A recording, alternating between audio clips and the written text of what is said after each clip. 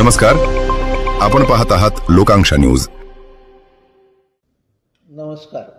काल सायंकाळी मी राष्ट्रवादी काँग्रेस पक्ष अजितदादा गटाचा बीड विधानसभा अध्यक्षपदाचा राजीनामा घेण्याचा निर्णय घेतला आणि आता इथून पुढे काय या राजकीय घडामोडी होतील त्याप्रमाणे आपल्या सर्वांना आमचा येणाऱ्या काळात राजकीय सामाजिक प्रवास कुठल्या दिशेने असेल ते लवकरच कळवण्यात येईल। गेली अनेक दिवस आपण पाहिलं की राष्ट्रवादी काँग्रेस पक्षामध्ये आपण काम केलं आणि काम करत असताना येणारे अडथळे हे थांबवण्याचा आणि कुठेतरी पक्षश्रेष्ठीपर्यंत या गोष्टी नेण्याचा मी सातत्याने प्रयत्न केला, पण त्याची काही दखल घेण्यात आलेली नाही। त्यामुळं काल मी हा राजीनामा पक्षाकडे सुपूर्द केलेला आहे। या ऐन निवडणुकीच्या तोंडावर असा तुम्हाला निर्णय घ्यावा लागला, काय नेमकं या पाठीमागचं कारण होतं? बरीच चर्चा आहे, गटबाजीमुळेच हा निर्णय घ्यावा लागला। मी पक्षात प्रवेश केला त्यावेळेस हेतू एवढाच होता की सर्वसामान्य नागरिकांचे जे प्रश्न आहेत ते पक्षाच्या माध्यमातून सोडवले जावे आणि त्यासाठी मी प्रामाणिक प्रयत्न बीड असेल किंवा मुंबई मंत्रालय असेल हे आम्ही रात्रीचा दिवस करून अनेक कामं करण्यासाठी पाठपुरावा केला। पण आपण पाहता थोडक्यात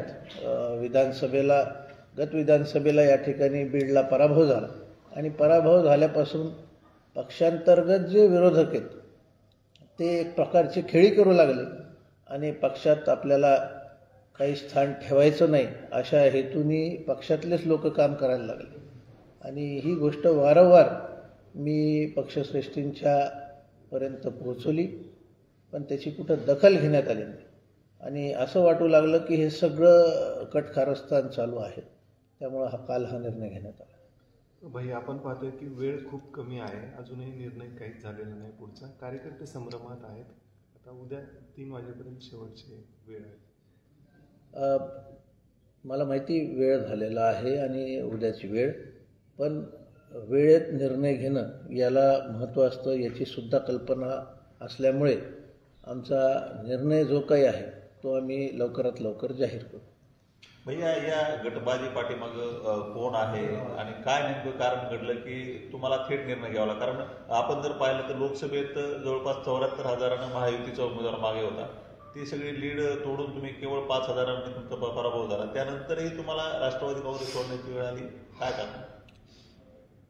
नाही, आपण जर विधानसभेच्या निकालाबद्दल बोलले तर विधानसभेची तयारी गेले 2 वर्ष आम्ही करत होतो आणि पक्षाचे कार्यक्रम घेणं, सामाजिक कार्यक्रम घेणं, अशा प्रकारे वेगवेगळे मेडिकल कॅम्प्स असतील, स्वयंरोजगार शिबिर सातत्याने आम्ही लोकांमध्येच होतो आणि त्यामुळंच अगदी कमी वेळ, आता तुम्हाला सर्वांना माहिती की निवडणुकीच्या उमेदवाराची घोषणा होत असताना बीडला मुद्दाम विलंब झाला आणि हा विलंब जेव्हा करण्यात आला तेव्हा मला सांगण्यात एक गोष्ट येत होती आणि ॲक्च्युअल जे करायचं होतं ते वेगळंच होतं आणि त्यामुळं ऐन शेवटच्या दिवशी फॉर्म भरण्याच्या दिवशी रात्री उशिरा मला अनेक घडामोडी घडल्यानंतर मला उमेदवारी भेटली आणि त्यानंतर पण पक्षांतर्गत जे विरोधक आहेत ते माझ्यापासून दूरच राहील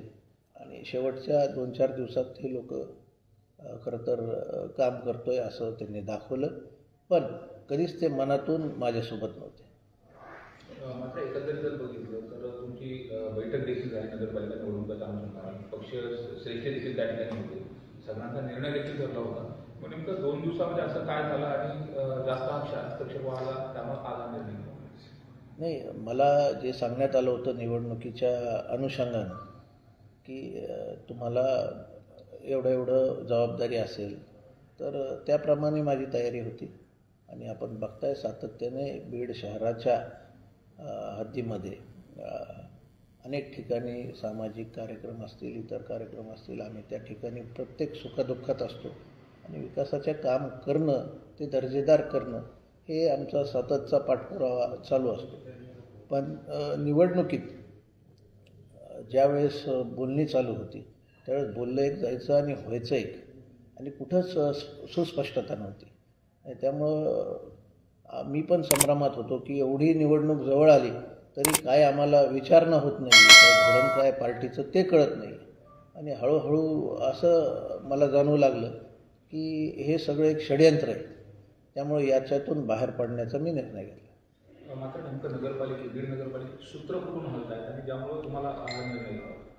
हे सूत्र पक्षांतर्गत जे माझे विरोधक आहेत त्यांच्या माध्यमातून सूत्र हलवले जातात आणि कुठंतरी मिसफिडिंग मला वाटतं वरच्या पक्षश्रेष्ठींना होत असावी, त्यातून हे सगळं कृत्य घडतं. भैया, बीड नगर परिषद राष्ट्रवादीचं गड राहिलेलं आहे. आपल्या वडिलांनी सुद्धा अनेक वर्ष इथं अध्यक्षपणा होतं, त्यांच्याकडे अनेक नगरसेवक होते. आज तुम्ही ते पक्ष सोडत आहे. बीड नगरपालिकेचा निर्णय कसा लागला, म्हणजे धक्का बसणार आहे? बीड नगरपालिका गेली 30-35 वर्ष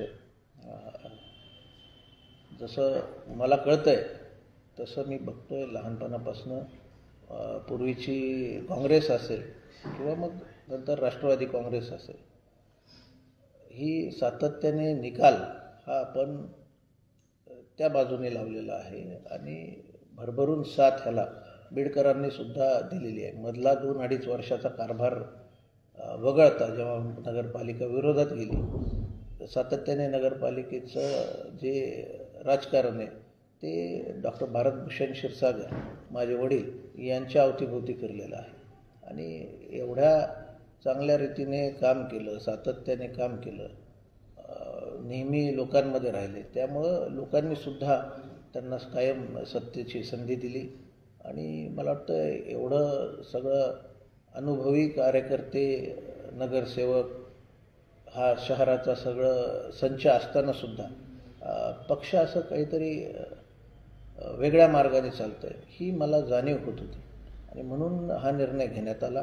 तो निर्णय विचारपूर्वक घेण्यात आलेला आहे आणि त्यातून बीडकरांचं चांगलंच होईल हा मला विश्वास आहे. आणि येणाऱ्या काळात आम्ही निर्णय जाहीर केल्यावर बीडकर जनता ही नक्कीच आमच्यासोबत राहील याची मला खात्री आहे. धनंजय मुंडेंच्या माध्यमातून तुम्ही पक्ष प्रवेश केलेला होता. आता हे पक्ष सोडण्याचा निर्णय घेताना धनंजय मुंडे यांना विश्वासात घेतलं होतं किंवा त्यांच्यासोबत काही चर्चा वगैरे झाली होती? माझी त्यांच्यासोबत सातत्याने साधारण 8-15 दिवसात सातत्याने चर्चा झालेली आहे. पण मला सगळ्या डिटेल्स काही माहिती नाही की त्यांच्या मनात काय होतं काय नाही. पण असं जाणवलं की आपण जे बोलतोय त्याची दखल घेतली जात नाही. भाजपसोबत तुमची जवळीक वाढली, विशेषतः ताईंसोबत देखील, त्याच्यामुळे हा सगळ्या गोष्टी झाल्यात असं वाटतं? असं नाही आहे. मी माझ्या पक्षाचं काम पूर्णतः प्रामाणिकपणे करत होतो आणि ताईंचे आणि आमचे सत्य मुंडे साहेबांपासूनचे, काकूंपासूनचे संबंध आहेत आणि हे राजकारणापलीकडचे संबंध आहेत. त्यामुळं त्यांचा ह्याच्यात काही हस्तक्षेप नव्हता.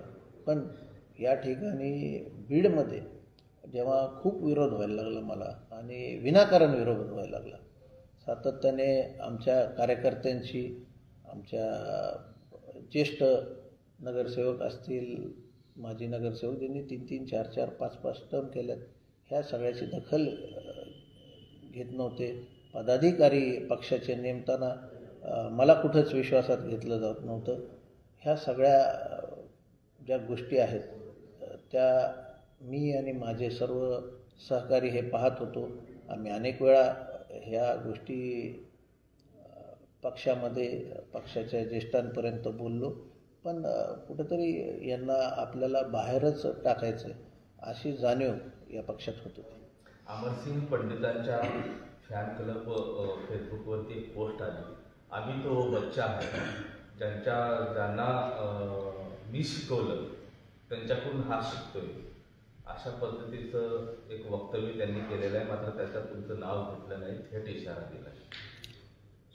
आम्ही काय पोस्ट पाहिली नाही आणि असं रँडम कोणी काय टाकत असेल, कोणाचं कार्यकर्ता काही टाकत असेल तर मला वाटतं त्याला फार महत्त्व देण्याची गरज नाही. पण आपण पाहिलं तर ह्याचे प्रयोग असे बाहेरचे लोक येऊन बीडमध्ये प्रयोग करणं वेगवेगळ्या निवडणुकीत कायम हे बीडकरांनी हाणून पाडलेत आणि हा प्रयोगसुद्धा नक्कीच बीडकर हाणून पाडतील आणि आपला स्वाभिमान जागा ठेवतील असा मला विश्वास आहे. बीडमधील घडी विस्कवण्याचं काम गट कारस्थान कुठं शिजलं गेलं, कुणामुळे झालं आणि त्यामुळे तुम्हाला राष्ट्रवादी सोडावं? मला वाटतं याचं उत्तर राष्ट्रवादीचे जिल्हाध्यक्ष आपल्याला व्यवस्थित देऊ शकतील. तुमचं एक काल बॅनर पाहिलं फेसबुकवरती स्वतःच्या, विकास हीच जात, विकास हाच धर्म, असं तुम्ही लिहिलंय. काय म्हणायचं?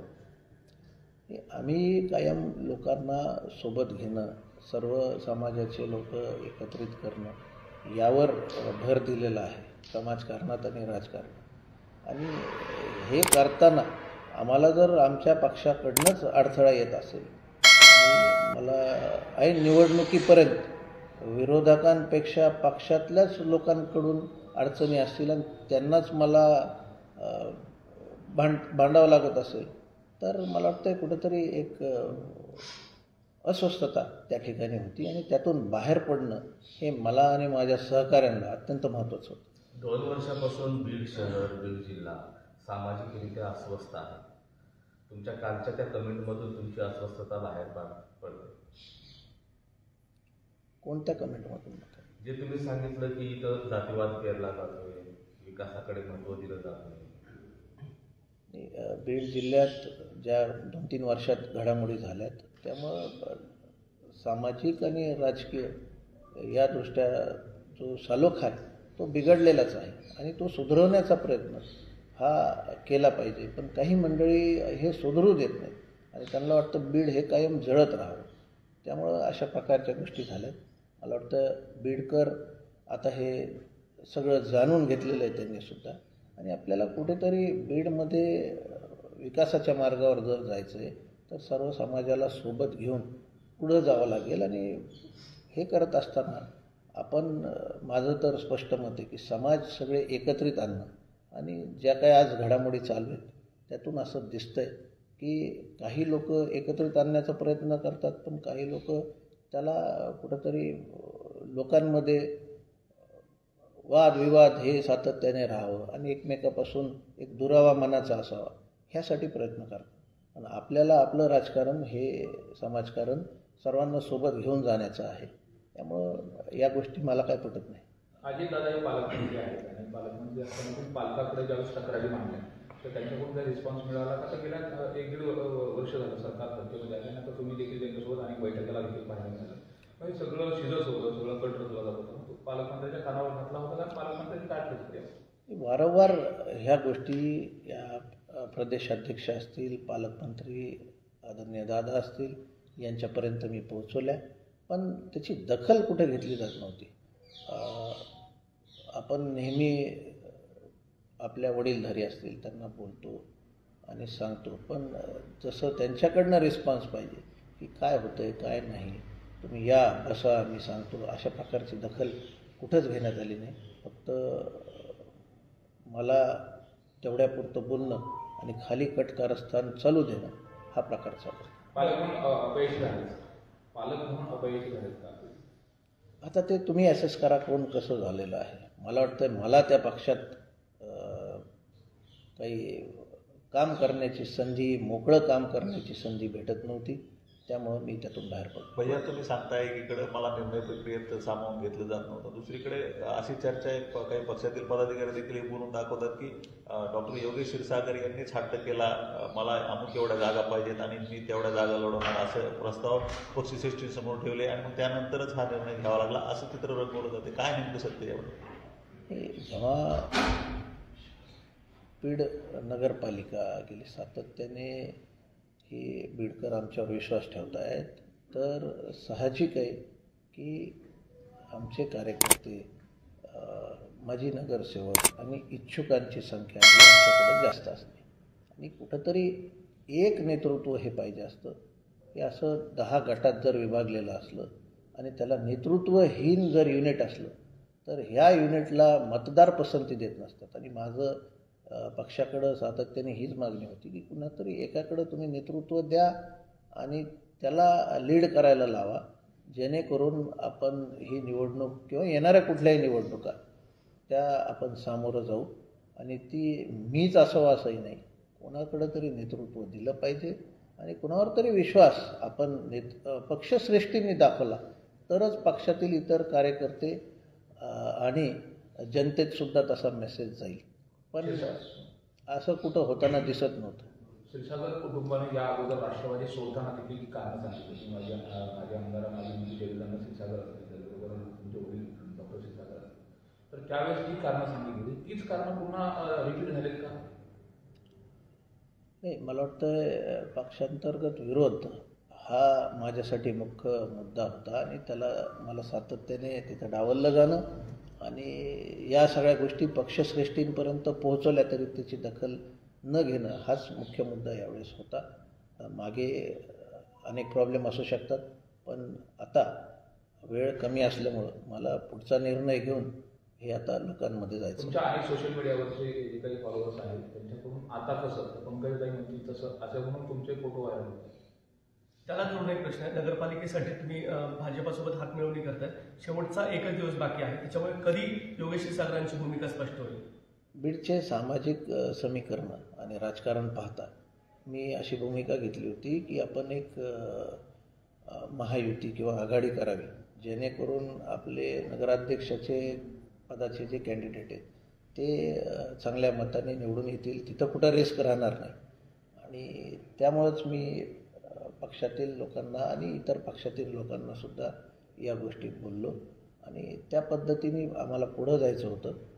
पण हे सगळं करत असताना आपल्याला काय अथॉरिटी नाही हे मला जाणवत होतं आणि पक्षातच एवढा विलंब झाला तर इतर पक्षाशी बोलणी युती काय करणार तुम्ही, मग असं ठरवून काहीतरी माझ्या विरोधाकडून होतंय ही जाणीव मला झाली. बीडमध्ये राष्ट्रवादी वर्सेस भाजप होणार अध्यक्षपदासाठी तुम्हाला 1-2 दिवसात कळेल काय होणार आहे. पण भैया पूर्ण जागा लढवणार आहात की नाही, यात अजूनही कार्यकर्ते संभ्रमामध्येच आहेत? सर्वात जास्त इच्छुक हे जर आपण पाहिलं तर हे कायम आमच्याकडं होते. तुम्ही अजूनही पहा, जेव्हा राष्ट्रवादी काँग्रेस पक्ष किंवा पक्षाच्या एखाद्या पदाधिकाऱ्याकडनं ज्यावेळेस इच्छुक उमेदवारांनी अर्ज करावा असं सांगितलं, 30-35 फॉर्म त्यांच्याकडनं गेले 2 दिवसामध्ये. आणि नंतर जेव्हा आम्ही एक पोस्ट टाकली तर रात्रीतून दुसऱ्या दिवशी दुपारपर्यंत 150च्या वर अर्ज हे इच्छुकांनी केले. त्यामुळं इच्छुक आमच्याकडं प्रत्येक वॉर्डमध्ये हे भरपूर आहेत होते आणि त्यामुळं आपल्याला सर्वच्या सर्व जागेवर नक्कीच आमचे उमेदवार दिसणार आहेत आणि चांगल्या फरकाने निवडणूक काढून जास्तीत जास्त नगरसेवक निवडून येऊन हे जे मागच्या काळात बदनामीचं राजकारण बीड नगरपालिकेत झालं आहे ते दूर होईल असं स्पष्ट चित्र आपल्याला दिसेल.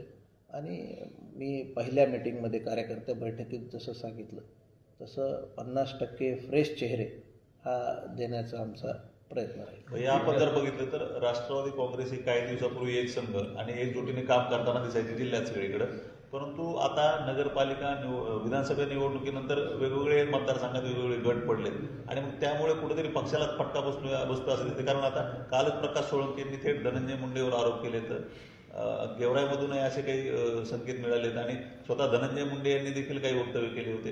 बीड जिल्ह्यातील राष्ट्रवादी पुन्हा एकदा गटबाजीने पोखरली गेली. नक्कीच राष्ट्रवादी काँग्रेसमध्ये पक्ष संघटना म्हणून जे डिसिप्लिन पाहिजे किंवा जे कोऑर्डिनेशन पाहिजे ते बिलकुल नाही. प्रत्येकजण आपापल्या मतदारसंघात लक्ष घालणं, पक्ष वाढवणं आणि इतर मतदारसंघातील आपले जे सहकारी आहेत, जे नेते त्यांना मदत करणं हे कर्तव्य असतं. पण या ठिकाणी इतराचे पाय ओढणं किंवा तिथं कसं नुकसान होईल त्याला हे करत असताना पक्षाला काय नुकसान होतं याचं कोणीच काही ध्येय धोरण आखायला तयार नाही आणि ह्या गोष्टी पक्षश्रेष्ठींपर्यंत नेल्यावर सुद्धा त्याची दखल घेतली जात नाही. हे आश्चर्य वाटण्यासारखं आहे. उद्या उमेदवारी अर्ज भरण्याचा शेवटचा दिवस आहे. 3 वाजेपर्यंतचा वेळ आहे. त्यापूर्वी 11 वाजेपर्यंत क्षीरसागर कुटुंबातले जे मुख्य आहेत जयदत्त अण्णा क्षीरसागर आणि त्यानंतर योगेश भैया हे भाजपचं कमळ हातात घेतील अशी चर्चा आहे. अनेक तर्कवितर्क आहेत आणि तुमचं सुद्धा सर्व मीडियाच्या लोकांचं कायम समर्थन राहिलेलं आहे आणि आपल्यातील लोकांनासुद्धा खाजगीत अनेक गोष्टी आम्ही बोललो आहेत. आता मला जास्त काही भाष्य करायचं नाही. लवकरच सगळे चित्र हे आपल्यापर्यंत स्पष्ट या शेवटचा प्रश्न आपण जर पाहिलं तर बीड नगरपालिकेच्या प्रत्येक निवडणुकीत अध्यक्ष भारतभूषण क्षीरसागर यांची भूमिका निर्णायक असायची आणि आधी काही घडामोडी घडल्या तरी शेवटच्या टप्प्यात ते निवडणूक खेचून न्यायचे आणि चित्र समोर दिसायचं. तसं काही यावेळेस पाहायला मिळेल. नक्की निवडणूक चांगल्या पद्धतीने आम्ही खेचून नेऊ आणि जरी वेळ कमी असला तरी जनतेचा आमच्यावर विश्वास आहे. तुम्ही पहा, हे काही लाभार्थी कार्यकर्ते जे कायम प्रत्येक 6 महिन्याला आपल्या सोशल मीडियावरचे आणि बॅनरवरचे फोटो बदलतात, कामाला आडवाआडवी करतात, ब्लॅकमेलिंग करतात. असे लोक बीडची जनता या निवडणुकीत दूर ढकलेल आणि एक चांगला रिझल्ट बीडमध्ये येणाऱ्या काळात बीडचा विकास होईल असं. राष्ट्रवादीमध्ये केवळ ओबीसी नेतृत्वालाच डावललं जाते का? धनंजय मुंडेंच्या बाबतीत असं झालं, आता क्षीरसागरांच्या बाबतीत असं होतं. मला वाटतं बीड मतदारसंघाच्या बाबतीत जर बोलायचं झालं तर मला तरी एवढं काम करून, प्रामाणिक काम करून पक्षासाठी कायम डावलण्यात आलं. आता तसा त्यांचा काही हेतू आहे का हे मला काही माहिती नाही. याच्या बाबतीत आपण सर्व जिल्ह्यातील प्रमुख जे नेते त्यांच्याशी बोलून आपले निकष काढावे. थँक्यू.